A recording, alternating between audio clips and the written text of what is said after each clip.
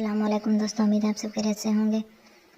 جیسا کہ آپ جانتے ہیں، ہم پڑھ رہے ہیں نبی کریم صلی اللہ علیہ وسلم کی زندگی کے بارے میں کتاب حیات طیبہ، اور آج ہمارا ٹاپک ہے 2 ٹوک بات اور ہجرت کے لیے تیاری۔ 2 ٹوک بات۔ اس دور کے نازل شدہ کلام کی ایک خصوصیت یہ ہے کہ اب کفار سے بات بالکل صاف صاف اور 2 ٹوک کہی جانے لگی، جس کا انداز یہ تھا کہ اب سمجھانے اور بتانے کی حد ہو گئی ہے۔ ماننا ہے تو اب بھی موقع ہے، مان لو نہیں تو اپنے انکار اور ضد کے نتائج بھگتنے کے لیے تیار رہو۔ چنانچہ کہا گیا کہ سورہ انعام آیہ نمبر 60 70 اور 134 اور 35۔ میں تو اپنے رب کی طرف سے آئی ہوئی ایک روشن دلیل پر قائم ہوں، اور تم اسے جھٹلا رہے ہو کہ اس انکار کی پاداش میں جو عذاب آتا ہے وہ آ جائے۔ لیکن میں تمہیں بتائے دیتا ہوں کہ میرے قبضے میں وہ چیز نہیں ہے جس کی تم جلدی مچا رہے ہو، اس کا فیصلہ خدا کے ہاتھ میں ہے۔ اگر میرے اختیار کی بات ہوتی تو معاملہ کبھی کا ہو چکا ہوتا۔ غیب کا علم اللہ کو ہے، وہ جانتا ہے کہ کس کام کے لیے کون سا وقت مناسب ہے۔ وہ اس بات کی قدرت رکھتا ہے کہ جب چاہے تمہارے اوپر عذاب بھیج دے۔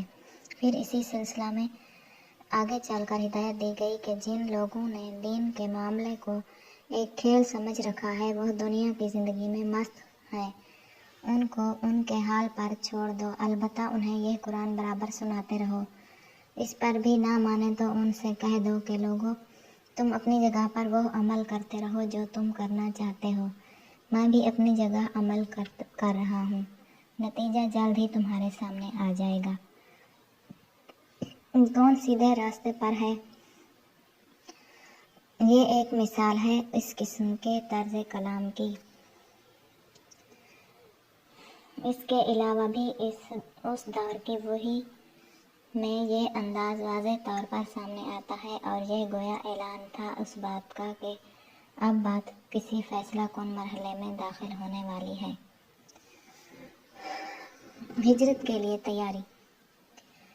اس کے علاوہ ہجرت کے لیے صاف صاف اشارے بھی اس دور کے کلام میں بار بار سامنے آتے ہیں۔ چنانچہ سورہ عنکبوت میں ہدایت دی گئی کہ اے میرے بندو، بندگی تو میری ہی کرتے رہنا، اگر میری بندگی کی وجہ سے تمہارے اپنے وطن کی زمین تمہارے لیے تنگ ہو گئی ہے تو اس کی پرواہ نہ کرنا، میری زمین بہت وسیع ہے۔ مراد یہ ہے کہ چاہے گھر بار چھوٹ جائے لیکن میری بندگی کا رشتہ نہ ٹوٹنے پائے۔ زیادہ سے زیادہ خطرہ جو کسی جاندار کو ہو سکتا ہے وہ موت کا خطرہ ہے، تو یقین رکھو کہ مرنا تو ہر ایک کو ہے، اور پھر پلٹ کر میرے ہی پاس آنا ہے۔ تو اگر میری ہی راہ میں موت آئے تو پھر فکر کس بات کی ہے؟ جو کوئی ایمان اور عمل صالح کی پونجی لے کر آئے گا، اسے ایسے باغوں میں آرام سے رکھا جائے گا جن کے نیچے نہریں جاری ہوں گی، اور جہاں وہ ہمیشہ رہے گا۔ یہ کیسا اچھا بدلہ ہے عمل کرنے والوں کے لیے، ایسے عمل کرنے والے جو سخت سے سخت حالات میں بھی اللہ کے دین کی راہ پر جمے رہے، اور جنہوں نے اپنی ہر جدوجہد کرتے وقت بھروسہ اپنے رب پر ہی رکھا۔ پھر یہ بتایا گیا کہ اللہ کی راہ میں گھر بار چھوڑنے کا دوسرا اندیشہ معاشی بدحالی کا ہے۔ اس بارے میں ان کے اس ایمان کو مضبوط کیا گیا کہ دراصل رزق کا معاملہ خدا کے ہاتھ میں ہے۔ دیکھو زمین پر چلنے والے کتنے ہی جاندار ہیں جو اپنا رزق اپنے ساتھ اٹھائے نہیں پھرتے، لیکن اللہ ان کا رزق مہیا کرتا ہے اور انہیں کھانے کو دیتا ہے، تو آخر تم ہی اس کی رزاقیت سے ایسے مایوس کیوں ہو کہ وہ تمہیں رزق نہ دے گا؟ اس کے علاوہ اس دور کی ایک اور سورہ بنی اسرائیل میں ہجرت کے لیے دعا بھی سکھائی گئی۔ کہا گیا کہ دعا یوں مانگو کہ اے رب، مجھے اچھی جگہ پہنچاؤ اور مکے سے اچھی طرح نکالیو، اور دشمنوں پر اپنی طرف سے فتح و نصرت دیجیو، اور اے پیغمبر اعلان کر دو کہ حق آ گیا اور باطل مٹ گیا، باطل کو مٹ ہی جانا تھا۔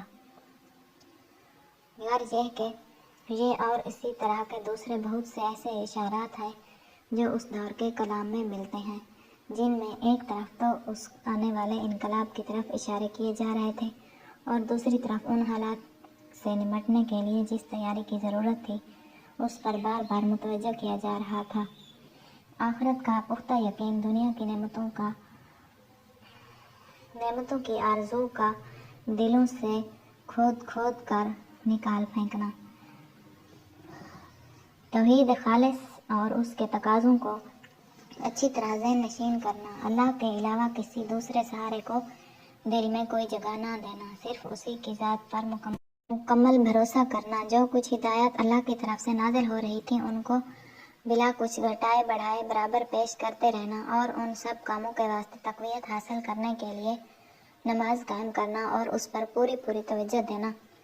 یہ اور اسی طرح کی دوسری بنیادیں تھیں جن پر مسلمانوں کی تربیت کی جا رہی تھی، اور ساتھ ہی ساتھ انہیں ان سخت حالات میں بھی دین کی تبلیغ کرنے کے لیے ضروری ہدایات دی جا رہی تھیں۔ آج کی ہماری یہ ویڈیو یہاں پر ختم ہوتی ہے۔ اگر ویڈیو پسند آئی ہے تو لائک کر دیں، چینل پر نئے ہیں تو چینل کو سبسکرائب کر دیں تاکہ اسلامی کتابوں کی تمام ویڈیوز آپ تک پہنچتی رہیں۔ ہم اپنی اگلی ویڈیو کے ساتھ پھر آپ کی خدمت میں حاضر ہوں گے۔ تب تک کے لیے اللہ حافظ۔